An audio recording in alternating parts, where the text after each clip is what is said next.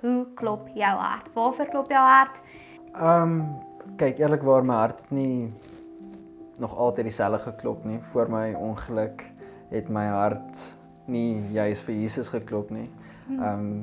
Veral in tye van swakheid, waar ek vir my vlees ingegee het en vir die sosiale standaarde van hoërskoolseun wees. En na my ongeluk, nadat 'n paar dinge verander het in my lewe en waar 'n paar goeters aan my geopenbaar was op baie jong ouderdom, het my perspektief oor die lewe verander en wat saak maak en veral oor dinge wat ek van altyd vanselfsprekend geneem het. So nou vandag het ek die voorreg om te kan sê my hart klop op 'n dankbare slag, op 'n slag.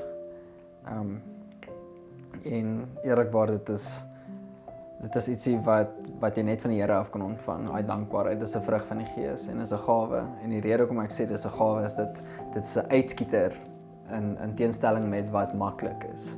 So as iemand goed kan hardloop, dan sê ons hy het 'n gawe, want dit is nie baie moeilik om nie goed te kan hardloop nie. So dit is vir iemand om dankbaar te wees 'n gawe, want dit is nie baie moeilik om oor dinge te kla nie, so menslike natuur.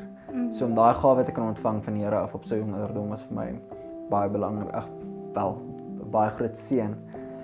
So ja, om vraag te antwoord, my hart klop 'n dankbare slag op 'n slag. Ag, dis baie mooi.